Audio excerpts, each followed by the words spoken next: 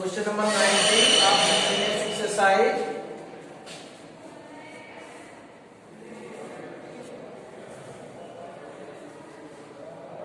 आप इसके पहले भी कुछ लिखे हैं। Sine inverse root x plus cos inverse root x equal to हो जाएगा आपका pi. Sine inverse something plus cos inverse something is always equal to pi by 2। यहाँ रूट एक्स आ गया है। अब आप एक और करो कि sine inverse x equal to, और क्या लिख सकते हो आप, pi by 2 minus cos inverse root x लिख सकते हो आप। लेकिन इसके अलावा एक ऑप्शन आपके पास और है कि कॉस इनवर्स एक्स को क्या लिख सकते हो आप, कॉस इनवर्स रूट एक्स को क्या लिख सकते हो, बोलो, पाई बाई 2 माइनस। तो मैं इस वाले ऑप्शन को क्यों अडॉप्ट कर रहा हूं, इसलिए अडॉप्ट कर रहा हूं कि ये वाली वैल्यू मैं यहां रखूंगा। ओके, हमारी सारी चीज जो है साइन इनवर्स के फॉर्म में आ जाएगी। तो साइन इनवर्स एक्स का जो डिफरेंशिएशन होता है वो होता है 1/√1 माइनस एक्स स्क्वायर, लेकिन कॉस इनवर्स एक्स का क्या होता है, -1। तो उस माइनस से अवॉइड करने के लिए, अपने आप को बचाने के लिए मैंने ये लिख दिया है। ये दोनों चीज अब हम यूज करेंगे इस क्वेश्चन में और इसको लाएंगे एक फॉर्म में जिसको इंटीग्रेट किया जाए। ये सारा प्रोसेसिंग क्या किया जा रहा है, इसको ऐसे फॉर्म में लाओ कि इंटीग्रेट किया जा सके, दैट्स इट, और कुछ नहीं हो रहा है।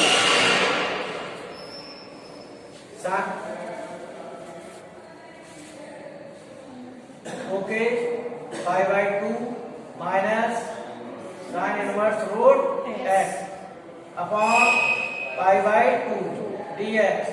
ये माइनस अंदर जाएगा, एक प्लस हो जाएगा, क्या आ जाएगा,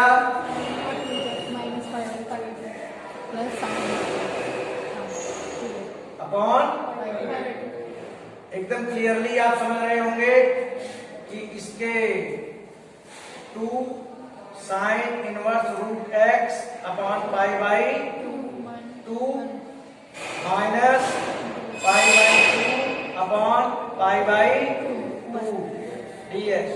दूसरा वाला आएगा, ये आ जाएगा इधर 4 अपॉन पाई साइन dx और लिख दीजिए sine inverse root x minus dx।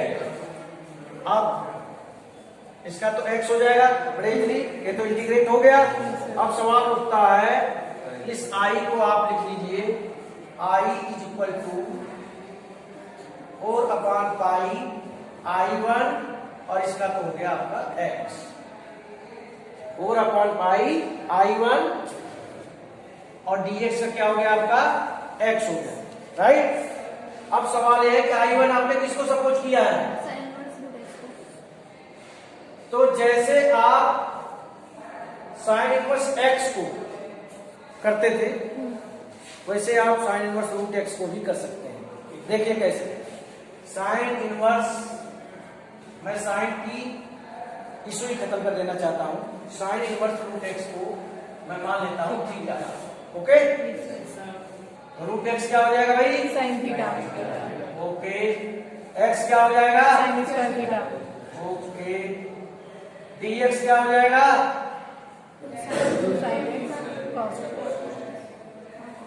याद आ रहा है। ये चेंजेस आप यहां पुट करो।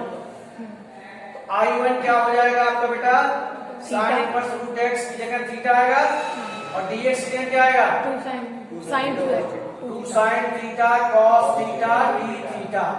सवाल आपका अब यहां पर आने के बाद x equal to sine square theta. अब यहाँ पर आप वो चेन रूल लगाइए, x tan का क्या होता है nx n माइनस 1 और फिर साइन थीटा का cos थीटा। अब यहाँ आने के बाद आपको तुरंत समझ में आ जाता है कि ये हमारा एक ऐसे फॉर्म में आ गया है, आइलेट से प्रोडक्ट का जो होता है रूल, और इनको बड़े इजीली इंटीग्रेट कर सकते हैं। यहाँ समय ले आता है सिग्नल की, अब ये क्वेश्चन कंप्लीट हो सकता है। उसमें आप सीखा है आपने ना, first function, integration of second function, मैं डायरेक्ट देता हूँ, माइनस डिफरेंशिएशन इसका करोगे 1 आ जाएगा और फिर इंटीग्रेशन करोगे तो माइनस कॉस 2 थीटा अपॉन 2 और डी थीटा, यानी कुल मिला के अभी इंटीग्रेट हो जाएगा। इंटीग्रेट होने के बाद इसको एक्स में बदलने का इशू होगा, तो आपको ट्रिग्नोमेट्री के फार्मूले के आधार पर इसको चेंज कर सकते हो। जैसे मान लो कहीं पर cos 2 थीटा आता है, बात को समझना, क्या आता है cos 2 थीटा, तो cos 2 थीटा के 3 फार्मूले थे, cos square theta minus sin square theta, cos square theta minus 1 और 1 माइनस 2 sin स्क्वायर थीटा। तो यहाँ पर 1 माइनस 2 sin स्क्वायर थीटा लगेगा, क्यों? क्योंकि sin theta is equal to root x है। इस पूरे क्वेश्चन का जो समरी है, ये क्वेश्चन आके यहीं पर जब आप किसी क्वेश्चन को एक ऐसे फॉर्म में ला देते हो कि अब ऐसा लगे कि इसका t और dt फंक्शन और डेरिवेटिव अवेलेबल है, या ऐसा लगे कि अब ऐसी चीज आ गई कि जिसको हम प्रोडक्ट रूल ऑफ इंटीग्रेशन से कर सकते हैं या पार्शियल फ्रैक्शन से कर सकते हैं, तो क्वेश्चन आप समझ लीजिए कि यहीं पर आके सबसे बड़ा इशू यही होता है कि क्वेश्चन को उस फॉर्म में तो जैसे यहाँ पर क्वेश्चन को देखकर समझ में नहीं आ रहा था कि कहाँ से शुरू करें, इंटीग्रेट कैसे करें, इंटीग्रेशन का फॉर्मूला तो लगा ही नहीं सकते, यानी पहले सिंप्लीफिकेशन इन्वॉल्व हुआ इसमें। क्या इन्वॉल्व हुआ? सिंप्लीफिकेशन। सिंप्लीफिकेशन के बाद जब आपका ये क्वेश्चन भी आपका हाईलाइट वाले में साइन इनवर्स एक्स का है, इसका है साइन इनवर्स एक्स का, यहाँ साइन इनवर्स रूट एक्स आ गया, कोई बात नहीं, sine inverse x root x आया है तो x is equal to sine square theta आएगा। और सबसे इंपॉर्टेंट स्टेप ये है जो डीएक्स में मैंने लिखा है कि 2 साइन थीटा कॉस थीटा कहां से आएगा, क्लियर है? हो जाएगा। और जहां पर cos 2 थीटा है वहां पर 1 माइनस 2 साइन स्क्वायर थीटा लिखेंगे, क्योंकि साइन थीटा की वैल्यू क्या है? रूट एक्स, तो 1 माइनस 2 एक्स हो जाएगा। ये जो हमने सपोज किया है साइन इनवर्स रूट एक्स, इसको बीच में लिखना है या साइड में? This was your question. So ये देखते ही 1 माइनस अपॉन 1 प्लस, हमको मालूम है cos के साथ होता है बस कि 1 माइनस cos थीटा भी आता है कुछ और 1 प्लस cos थीटा भी कुछ आता है, तो रूट एक्स को मैंने cos थीटा मान लिया, तो x is equal to cos square theta, तो dx इज इक्वल टू, ये मतलब है x कैसे आता है स्क्वायर करके, dx इज इक्वल टू, यहाँ चेन रूल लगाया 2 cos थीटा का माइनस साइन थीटा होता है, वो मैंने लिख दिया। ओके, अब मैंने वैल्यू लिख दिया, तो 1 माइनस cos थीटा होता है 2 साइन स्क्वायर थीटा बाई 2 और ये होता है 2 cos स्क्वायर थीटा बाई 2 से 2 कट गया, रूट से बाहर निकल गया, ये हो गया। और यहाँ पर ध्यान दीजिए, मैंने cos थीटा तक कुछ नहीं कहा, साइन थीटा को 2 साइन थीटा cos थीटा होता है ना, कैंसिल आउट कर लिया। अब हम यहाँ पर आ गए हैं, अब हमको साफ नजर आ रहा है, -4 बाहर ले लीजिए, इसको हम क्या लिख सकते हैं? 1 minus cos theta upon 2 sign square theta लिख सकते हैं। ओके, तो सबसे पहले एक 2 इसे उड़ा देगा, -2। ओके, अब क्या है? 1 minus cos theta into cos theta d theta. अब ये -2 को बाहर लीजिए, एक तो ये बन जाएगा cos थीटा डी थीटा, और दूसरा क्या बनेगा? माइनस cos स्क्वायर थीटा, और माइनस दोनों के साथ है, होगा कि नहीं होगा? अब इस cos स्क्वायर थीटा को आप क्या लिख सकते हो? 1 plus cos 2 theta upon 2, 1 plus cos 2 theta upon 2, ये भी इंटीग्रेट हो सकता है, वो भी इंटीग्रेट। एक लास्ट स्टेप है, यहाँ नहीं देता हूं मैं, जैसे अब इसका तो मैं डायरेक्ट -2 करके इसका तो इंटीग्रेट कर देता हूँ, cos थीटा का साइन थीटा होता है, चलो बताओ। और इसको आपको करना पड़ेगा 1 प्लस cos 2 थीटा अपॉन 2। तो इसका इंटीग्रेशन जब आप करोगे, पहले तो 2 से 2 कैंसिल आउट हो जाएगा, इसका से मल्टीप्लाई हो जाएगा, 1/2 का ध्यान रखना, 1/2 डी थीटा है, सॉरी 2 तो कैंसिल आउट हो जाएगा, 1 का डी थीटा का आ जाएगा थीटा, और cos 2 थीटा का आ जाएगा आपका इंटीग्रेशन sin 2 थीटा अपॉन 2। तो थीटा की जगह क्या लिखोगे? तो तुमने थीटा माना है, थीटा की जगह क्या आएगा? cos inverse root x. हमें फॉर्म चाहिए था, एक ऐसी चीज चाहिए थी जिसको हम इंटीग्रेट कर सकें। तो फॉर्म, अब आपसे गलती कहाँ हो सकती है? मैं बताता हूँ आपसे गलती कहाँ हो सकती है। इस क्वेश्चन में गलती आपसे हो सकती है, आप इसको sin 2 थीटा लिख दिया, आपने इसे देखा, यहीं पर sin 2 थीटा लिख दिया, और इसको tan थीटा बाई 2 लिख दिया, तो कुछ भी नहीं मिलेगा आपको। पहले जब अच्छा कुछ नहीं मिल रहा है आपको, इसके दूसरे जो इसका दूसरा है केस, उस पर जाइए कि और कुछ पॉसिबल है, साइन थीटा कॉस थीटा। हम हमेशा कोशिश करते हैं कि किसी तरीके से कॉस स्क्वायर थीटा आ जाए, क्योंकि कॉस स्क्वायर थीटा या साइन स्क्वायर थीटा के आने पर हमारे पास एरिया खुल जाता है। साइन स्क्वायर थीटा क्या होता है 1 minus cos 2 theta by 2। Cos square theta क्या होता है 1 प्लस कॉस 2। तो इसीलिए हमने इसको जब उस हिसाब से एक बड़ी बात हमने इसको इस तरीके से लिखा, इसको कंसिडर आउट किया। यहाँ साइन स्क्वायर थीटा है, जैसे आया तुरंत कॉस के फॉर्म में आ गया और उसके बाद तो सीरीज बनती गई और आपका इंटीग्रेशन होता गया। इस चीज का ध्यान रखना, जहां पर थीटा आएगा, जैसे यहाँ पर कई बच्चे जल्दीबाजी में एक्स लिख देते हैं, नो डी थीटा चल रहा है भाई, तो डी थीटा का इंटीग्रेशन थीटा होगा। सी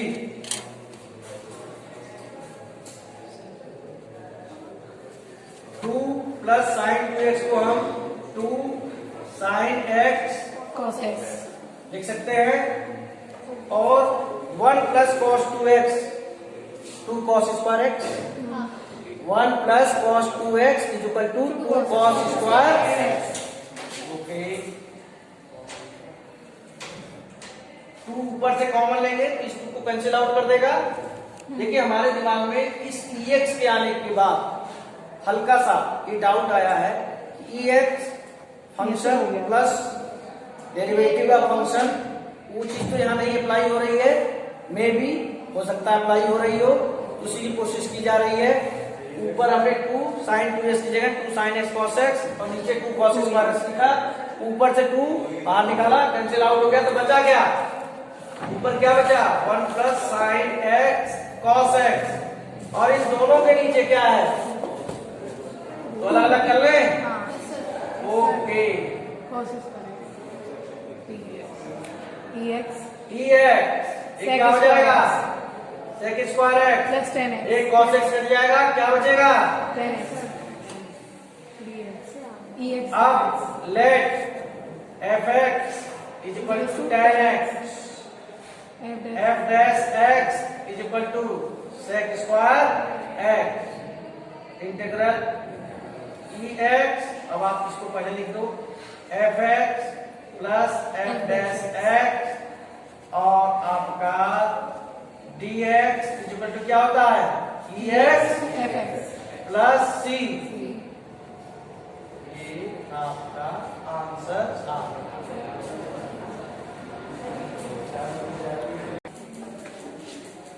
इस टाइप में जब क्वेश्चन आता है होल स्क्वायर करके, ये तो आप लिखना जानते हो पार्शियल फ्रैक्शन में, ये upon x plus 1 upon b upon x plus 1 का होल स्क्वायर।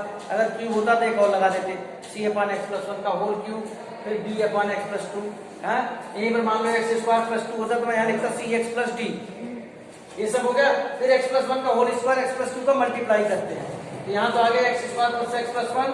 यहाँ पर जब मल्टीप्लाई करते हैं तो x प्लस 1 एक को कैंसिल आउट कर देगा, एक चीज आ गई, और x प्लस 2 आएगा, यहाँ दोनों को कैंसिल आउट कर देगा, केवल x प्लस 2, और यहाँ पर केवल x प्लस 2 को कैंसिल आउट कर पाएगा।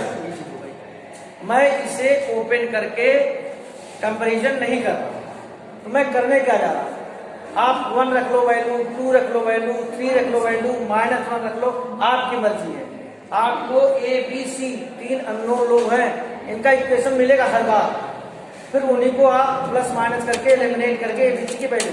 लेकिन हम जानबूझ के कुछ ऐसी वैल्यू रखते हैं जिससे ढेर सारा जीरो आए। जैसे इसको सॉल्व करो, x plus 1 is equal to 0, x plus 1 is equal to 0, x की वैल्यू क्या आएगी -1, okay, x is equal to -1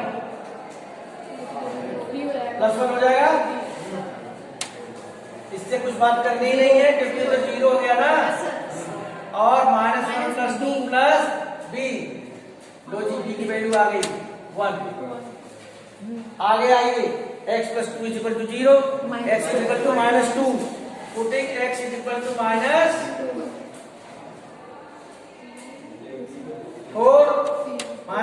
plus 1, इससे कोई बात नहीं करूंगा, इसकी वैल्यू 0, इससे भी नहीं करूंगा 0, -2 प्लस 1 क्या आएगा, -1 का स्क्वायर प्लस c, तो क्या आ गया भाई 3, c is equal to 3, b और c की वैल्यू निकल आई है।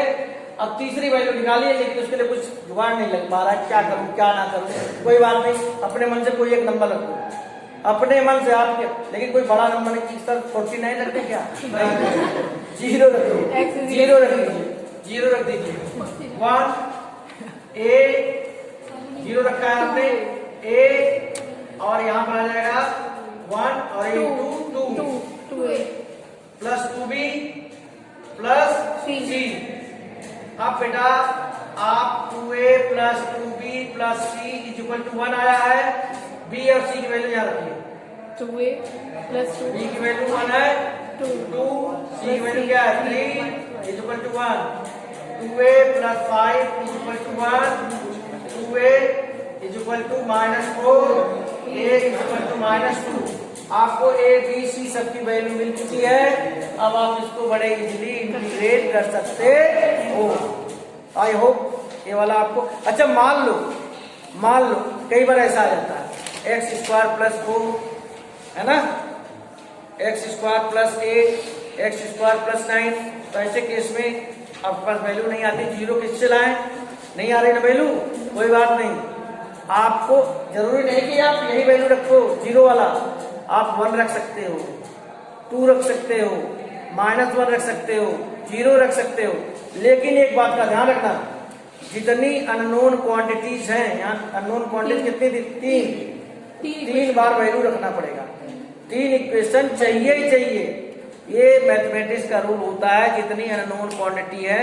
जैसे कोई एक एक्स की वैल्यू जब सॉल्व करते हो, क्लास 8 में सीखते थे, एक इक्वेशन होती थी ना, जब 10th में आए एलिमिनेशन मेथड, एक्स और वाई 2 हुआ करते थे। अब यहाँ मोर देन 2 है, तो जितनी अननोन क्वांटिटी हो उतने ही इक्वेशन होने चाहिए, अदरवाइज वैल्यू नहीं निकलेगी। Is it clear?